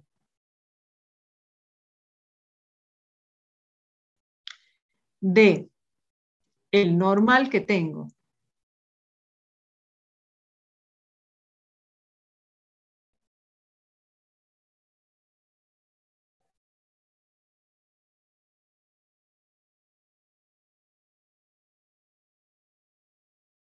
E de X3 si tuviera un material que cambia en un tramo y en otro tramo. Y A de X3 si el área cambia. Entonces a esto y esto tiene que ser igual a 0, porque hemos dicho que el desplazamiento total tiene que ser 0, porque barro toda la barra. Pero a este no lo puedo calcular con una única integral porque tengo dos tramos. Entre 0 y LAB, de N del tramo AB,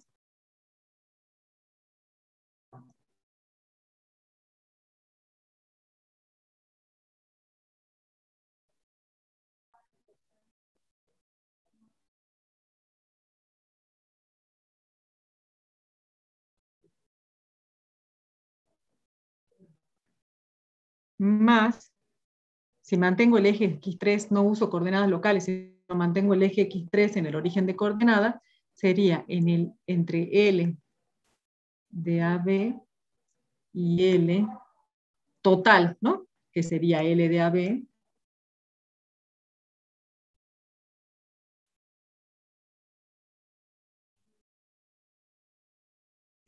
del normal que tengo en el tramo BC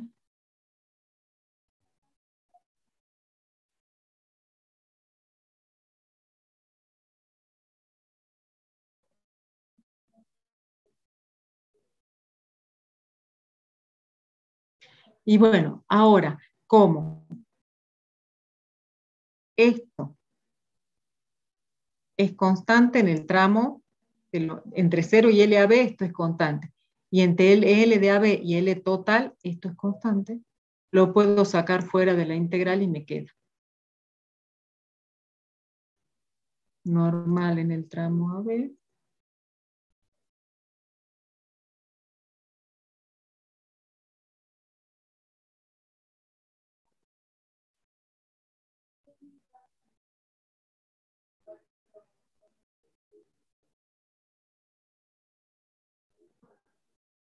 más el normal en el tramo BC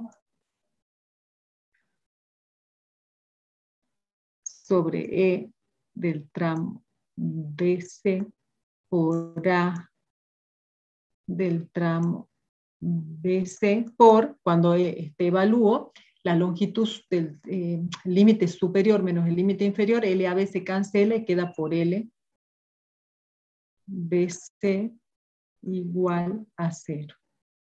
Pero ¿qué pasa aquí? ¿Qué es NAB? NAB es de tracción, según lo que nosotros hemos supuesto. NAB es de tracción y vale BA. Ese es el normal acá, si yo entro por cualquier tramo, el normal vale BA. Entonces, en vez de A de esto,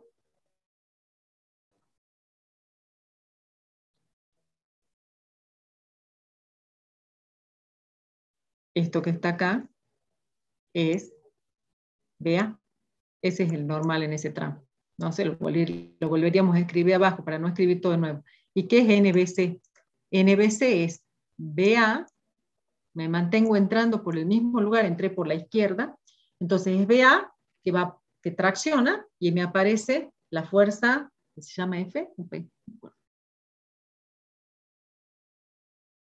Se llama F, ¿no?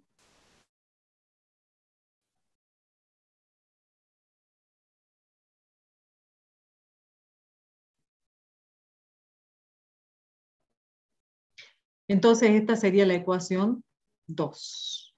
Entonces con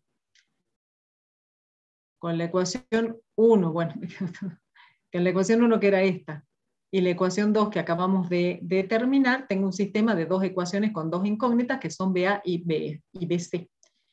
Con BA y BC ya tengo las reacciones de vínculo, y teniendo las reacciones de vínculo puedo calcular efectivamente ya cuánto vale el normal en cada tramo. Y con el normal en cada tramo ya puedo calcular la tensión como el normal sobre el área, la deformación como la tensión sobre el módulo elástico, y puedo calcular los desplazamientos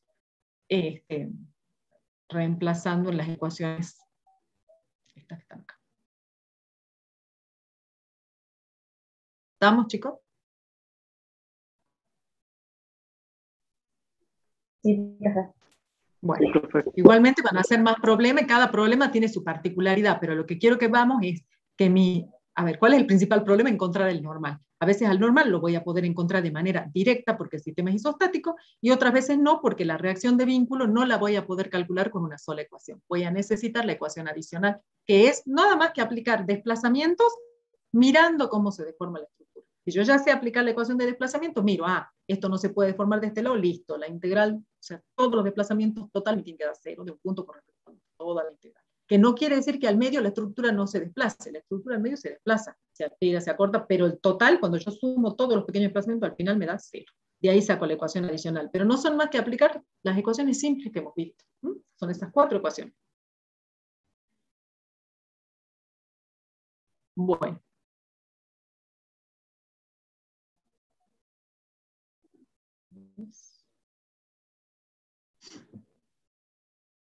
Y ahora debemos tener graficado acá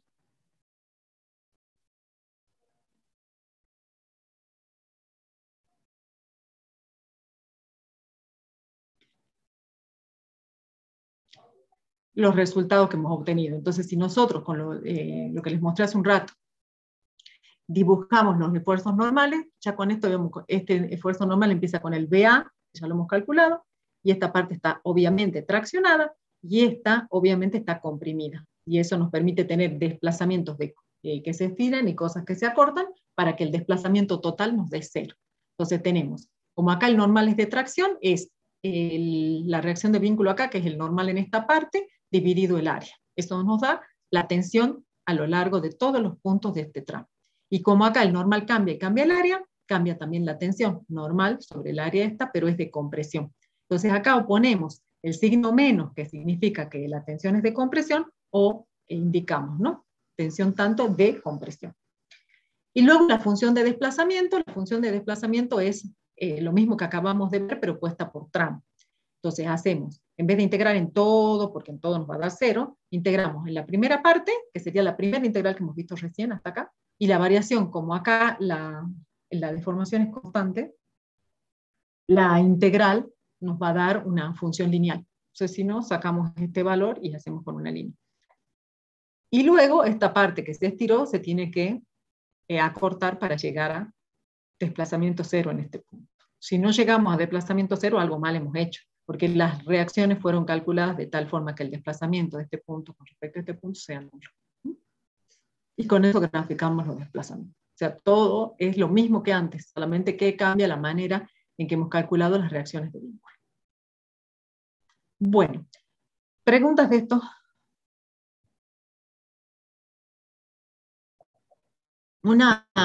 Otro caso en que tenemos esfuerzo axil, que lo asimilamos a la acción de un esfuerzo normal, no es esfuerzo axil, sino normal, perdón, es el caso que tenemos cilindros de paredes delgadas sometidos a la acción de una presión interior.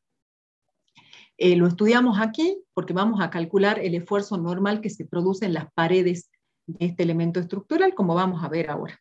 Para que esto pase y no tengamos un estado 3D, sino por ahora 1D y después 2 bidimensional, necesitamos que la relación entre el radio y el espesor de la pieza sea de 1 a 10. Que el radio tiene que ser 10 veces mayor que el espesor de la pieza. Entonces, en ese caso se pueden despreciar las tensiones radiales.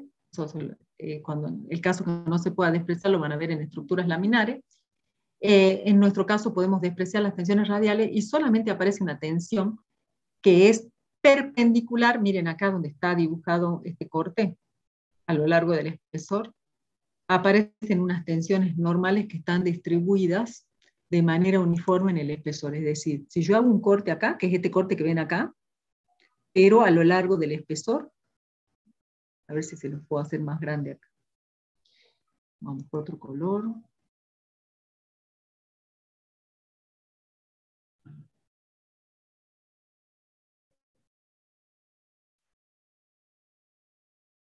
Este que está acá grisecito se los voy a hacer más grande acá, este corte. Más exagerado, digamos.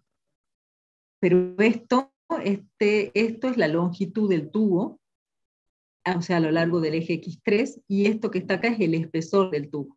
Entonces, si yo a este tubo lo corto con un plano y lo someto a una presión interior, ya se los muestro con un papel, todos estos puntos de acá están sometidos a una normal resultante, que es esta normal que ven aquí, y que a la vez es la resultante de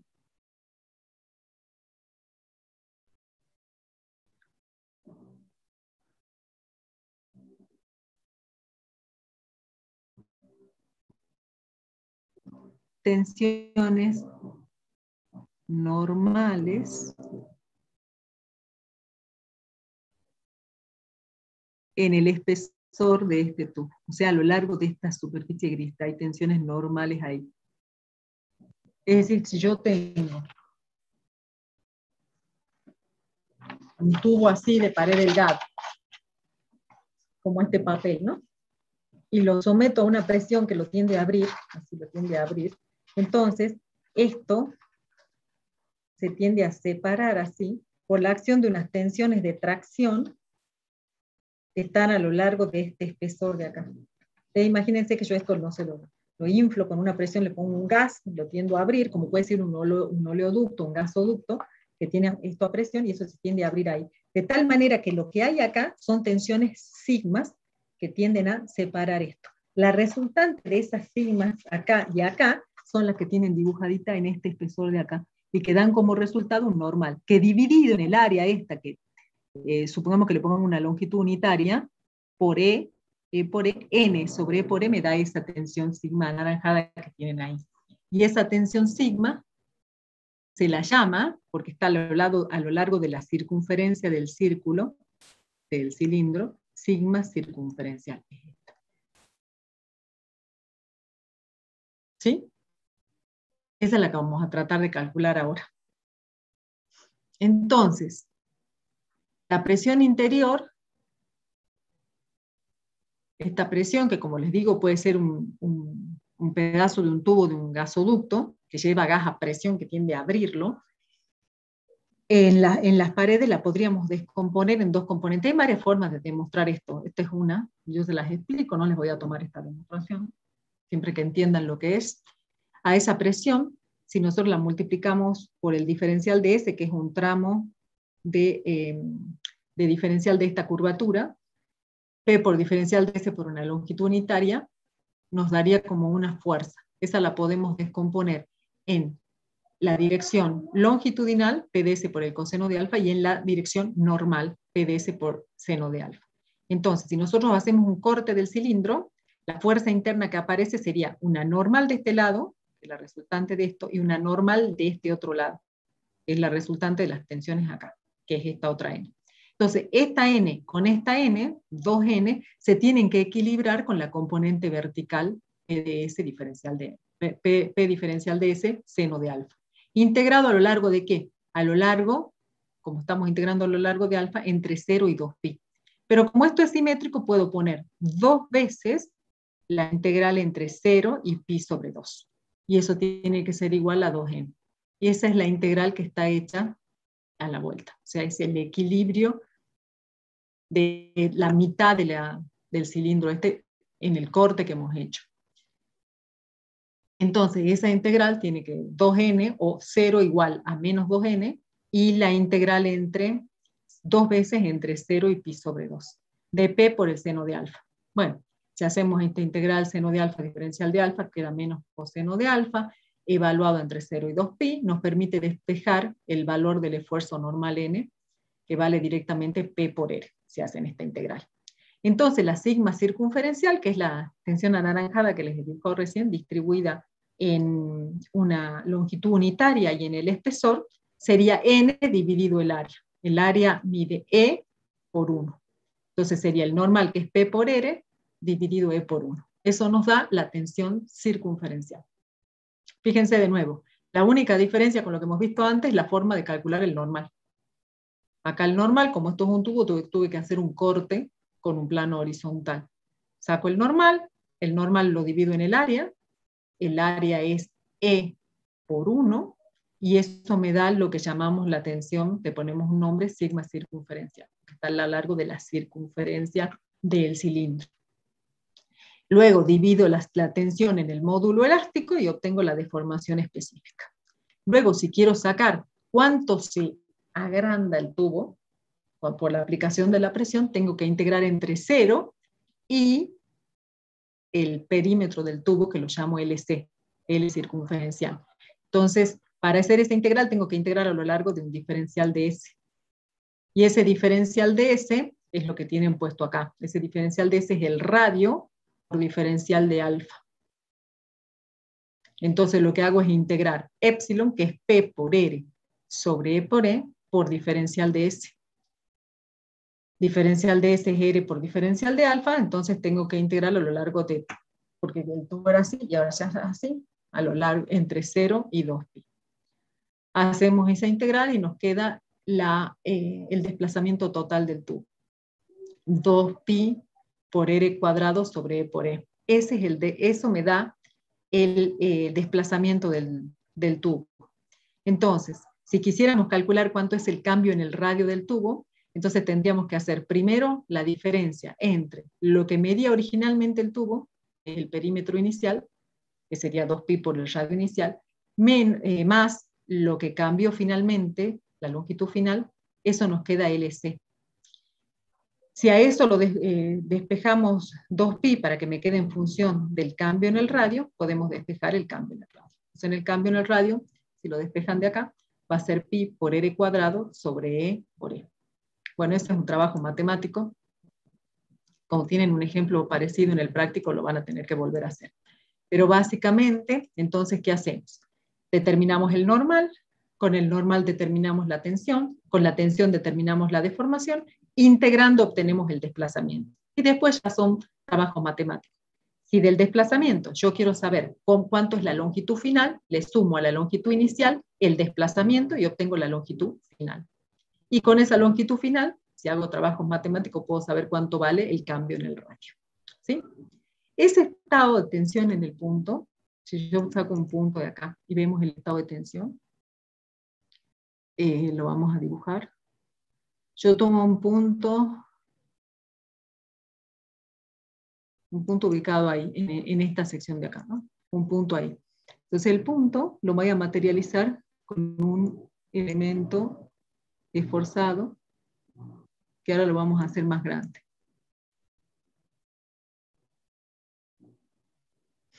Ese punto lo voy a hacer acá más grande, entonces.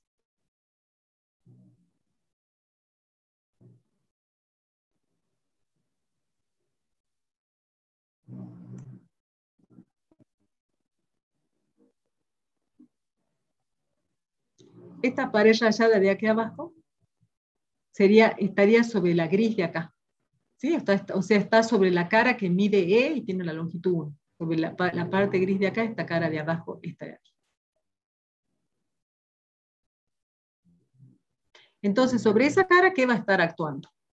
La tensión que hace un rato hemos dibujado con anaranjado, que es la tensión circunferencial, que viene de cómo se distribuye N a lo largo de esta sección. Y esta sería el equilibrio sigma C.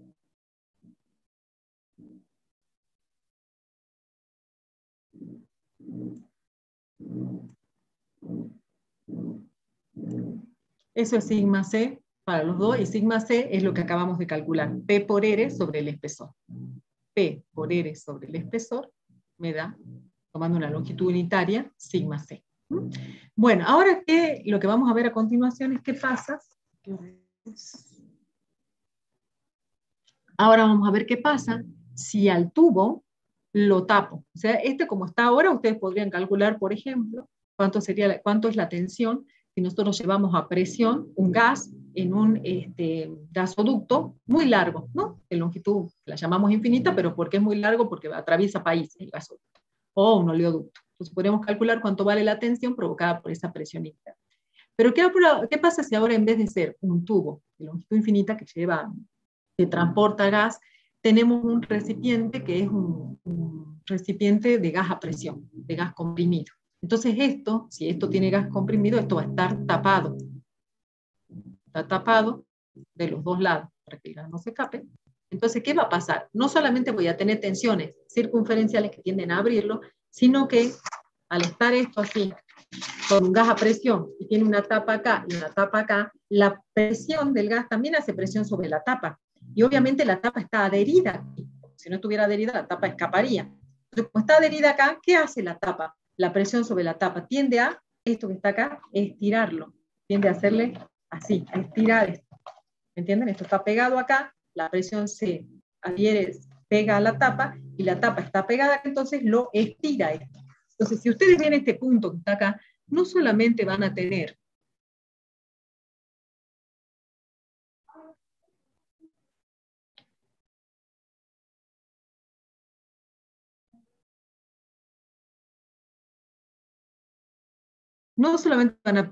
la tensión circunferencial, esta que acabamos de dibujar acá, sino que van a tener una tensión así y así en la pared. O sea, una tensión así y así.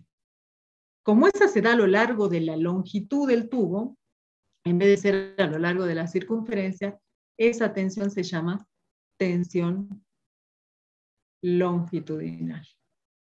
Y esa es la que vamos a calcular ahora. Y eso nos lleva a un estado de tensión biaxial para un tubo que está tapado. Si el tubo no está tapado, directamente tiene las tensiones anaranjadas. Y esas serían las tensiones principales, porque no hay tau, las anaranjadas. Y sería un estado simple de tensión. Pero si además el tubo está tapado, se genera una tensión en la otra dirección. Y esa es la que vamos a calcular en la próxima diapositiva.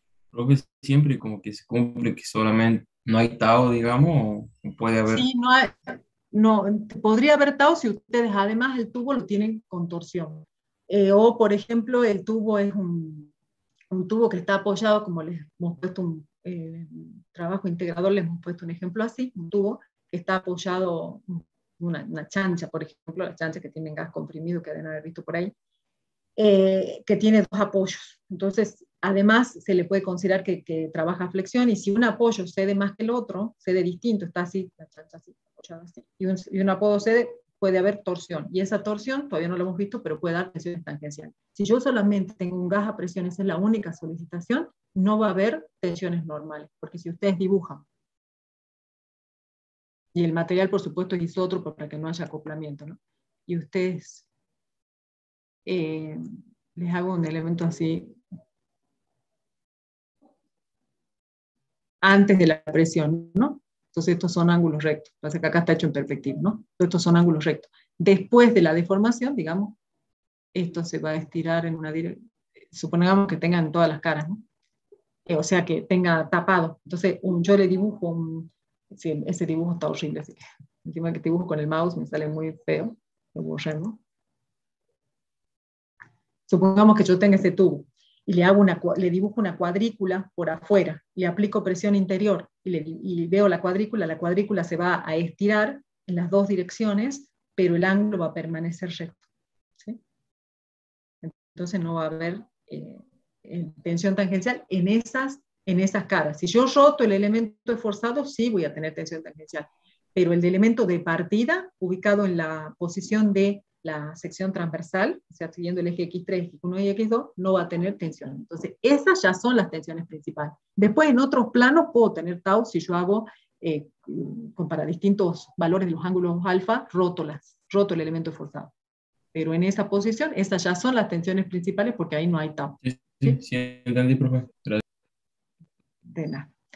Bueno, ahora supongamos que lo hemos tapado, que es lo que yo les decía hace un rato, va a aparecer una tensión normal, longitudinal. Una tensión normal en la otra dirección. Entonces, ¿cómo calculamos eso? Bueno, acá yo, en vez de hacerle una tapa plana, hemos hecho una tapa curva, pero el efecto es el mismo. Si yo hago un corte acá donde están viendo, y restituyo el equilibrio, entonces, ¿qué tengo que hacer? Restituir el equilibrio significa que esa sección en la que he cortado tiene que estar el equilibrio. Entonces, la presión interior está en este plano ficticio, que lo ven ustedes con azul. Y voy a tener una reacción de tracción en la cara esta que vean acá, y si lo miro del otro lado, también una reacción de tracción en la otra dirección. Entonces, por equilibrio, la fuerza debida a P, la presión tiene que ser igual a la fuerza que aparece en el espesor del tubo, FL. Entonces, la fuerza debido a P, ¿a qué va a ser igual? A la presión interior por el área en la que actúa, que es pi por el radio al cuadrado, que es el área blanca, pi por el radio al cuadrado. Y eso tiene que ser igual a la resultante de las tensiones acá. ¿Y eso a qué va a ser igual? A la sigma longitudinal, que son todas estas rojitas, por el área en la que actúa. Como es de pequeño espesor, puedo asimilar esto que está aquí como si fuese un rectángulo estirado. Entonces, ¿el rectángulo qué área va a tener? Va a tener 2pi por r, que es el perímetro, por el espesor. 2pi por r por el espesor. Por sigma L eso me da la fuerza, porque acuérdense que siempre equilibramos fuerza.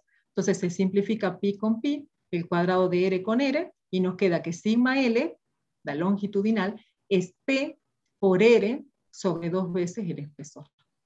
¿Y cómo era sigma C? Sigma C, que habíamos deducido recién, era P por R sobre E. O sea que la sigma longitudinal es la mitad de la sigma circunferencial.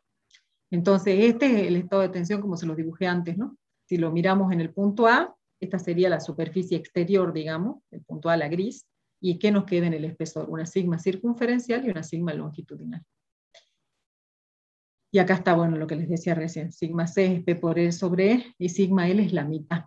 Y eso se lo puede escribir en un tensor de tensiones. Puedo sacar factor común P por R sobre E, por 1, esta sería sigma C, y la mitad sería sigma L. Ese sería el tensor de tensiones que le corresponde al punto A. Y lo mismo para cualquier punto del espesor. ¿Sí? Sí, profe. Bueno.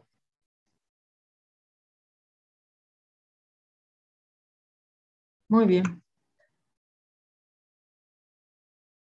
Lo último que nos queda es el caso del comportamiento elastoplástico. Yo para mí, no vamos a hacer problemas sobre esto, pero sí es un problema, conceptualmente es muy importante y quiero que en estos 4 minutitos que nos quedan explicarles el concepto. El concepto es el siguiente. Nosotros lo que hemos deducido hasta ahora, fíjense que siempre ha estado el módulo elástico presente. ¿Por qué? Porque nosotros hemos trabajado tomando el material hasta antes de que comience su comportamiento de fluencia. Es decir, nosotros hemos trabajado con la ley de Hooke. Hemos trabajado en esta parte del comportamiento del material. Sigma igual a epsilon por E. La pregunta es, ¿qué pasa si por algún motivo la deformación es tal que hace que la tensión supere la tensión en el límite elástico o la tensión de fluencia? Ustedes han visto en la práctica que los materiales como el acero tienen un comportamiento elástico hasta un punto, luego tienen un escalón que es de fluencia, donde el material se deforma sin que la tensión aumente, después hay una parte así que es una zona de endurecimiento por deformación. Bueno, para trabajar matemáticamente se toman diagramas ideales, se toma un comportamiento elástico, esta parte, que es donde estamos trabajando hasta ahora, y esta parte que es la fluencia, que por ahí tiene como salto, se la toma recta. Esos diagramas se llaman diagramas ideales, se asemejan, por supuesto, a la realidad. Y el comportamiento, cuando se puede asimilar de esta manera, se llama elasto perfectamente plástico, la parte horizontal. O lo que es lo mismo, elasto plástico perfecto. Plástico perfecto porque esto se lo toma horizontal. Es decir, que una vez que el material ha alcanzado la tensión sigma I o sigma de fluencia, ya no toma más tensión el material, se deforma, pero no toma más tensión. Entonces, ¿cuándo yo podría admitir un comportamiento así? Un comportamiento así puede admitirse, de hecho pasa, lo van a ver en hormigón 2, cuando se forman lo que se llaman las rótulas plásticas, cuando el material, cuando la estructura tiene algún grado de hiperestaticidad. ¿Por qué les digo esto? Porque si yo tengo una estructura así, y la someto a una carga P,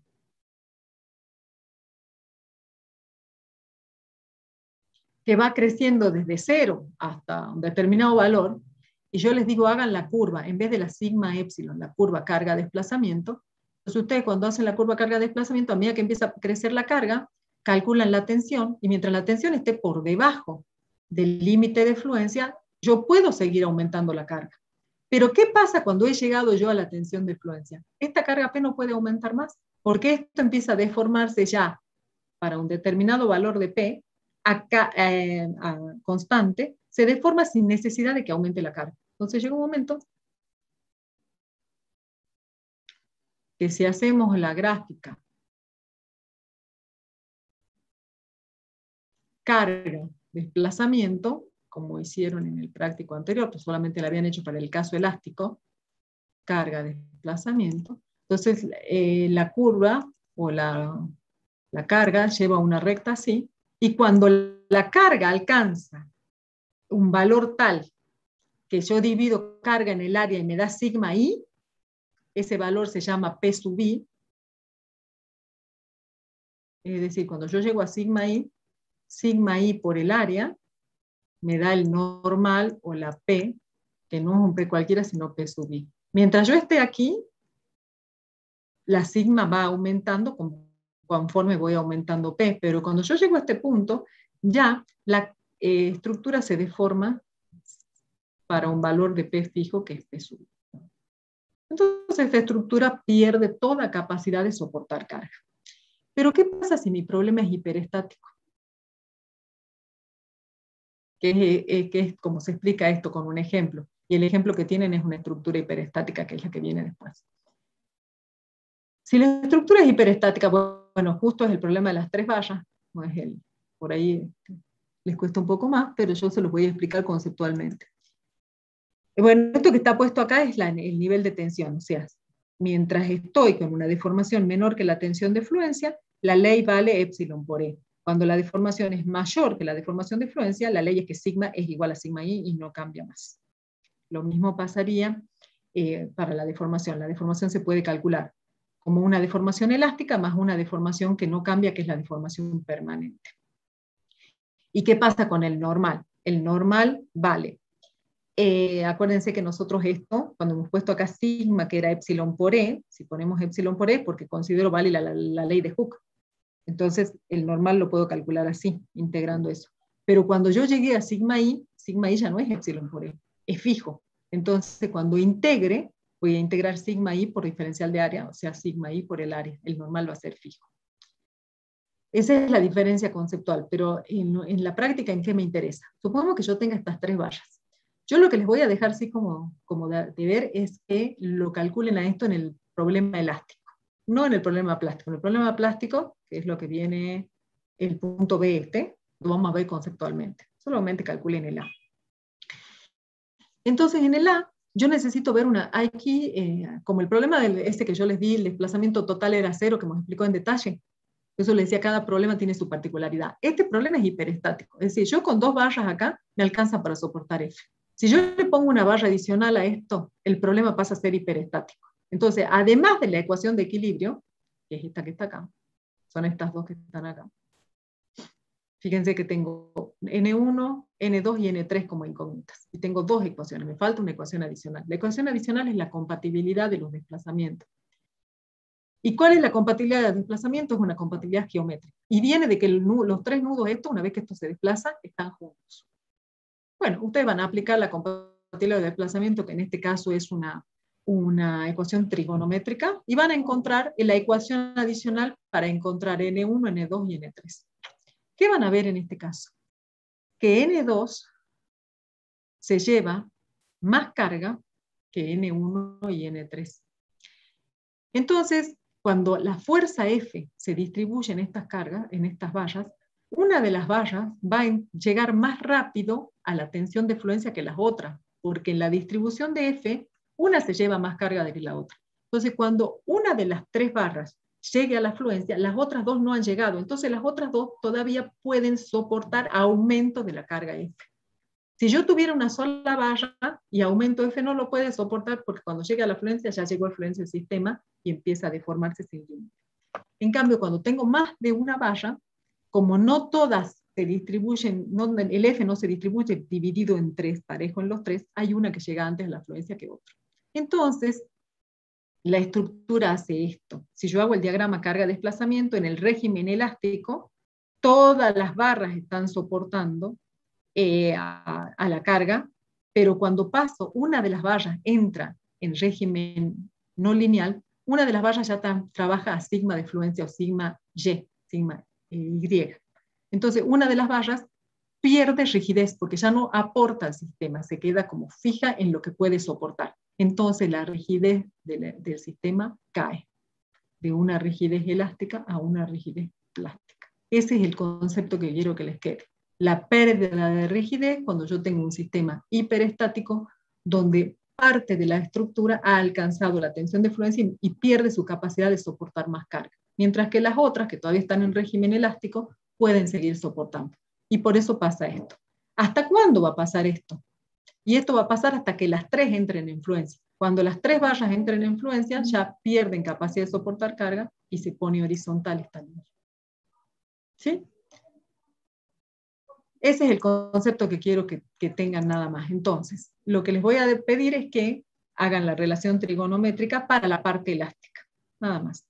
Y sepan que en la parte no lineal, cuando uno entra en fluencia, hay algo que se pierde, eso lo podemos estudiar el que tenga curiosidad en consulta, pero ¿por qué deja de ser, por qué cambia la curvatura esta? O sea, ¿por qué baja la rigidez de la estructura?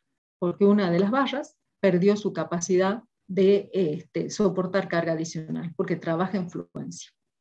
¿Sí? Bueno, sí. Porque ya me pasé de tiempo, sí. ¿Y qué pasaría si eso pasa en una estructura real? Como que eso pasa en las estructuras reales. Eso pasa en las estructuras reales, porque eso las estructuras reales, ustedes lo van a ver en Hormigón 2. En Hormigón 2 las estructuras reales son, las estructuras de hormigón armado tienen un alto grado de hiperestaticidad. Entonces, cuando hay sismos severos, se las calcula para que puedan entrar en daño, porque el hormigón, más que entrar en influencia, entra en daño, entra en influencia de las armaduras, no lo voy a complicar con eso, pero se va bajando el grado de hiperestaticidad de las estructuras, porque cuando una de las barras entra en influencia, es como que la estructura ya no es una incógnita. Supongamos que entra la barra 2 en influencia. La barra 2 para mí ya el normal no es una incógnita, porque si ya entró en influencia y la tensión como la calculamos nosotros, como el normal sobre el área, ¿no es cierto? Entonces, una estructura cuando es hiperestática no puedo calcular los normales porque las ecuaciones de equilibrio no me alcanzan para calcular las reacciones, no puedo calcular el normal. Pero si la barra 2 entró en influencia, yo ya sé que la tensión a la que trabaja es sigma de influencia, sigma Y. Entonces el normal ya no es una incógnita, lo calculo como sigma I por A. ¿Sí? Y ella no puede admitir más normal que el que ya tiene. Entonces si la carga por un sismo, por algo sigue aumentando, esa barra ya no puede colaborar, tienen que colaborar los demás, las demás barras. ¿Sí? Entonces el problema que era hiperestático empieza a bajar su grado de hiperestaticidad.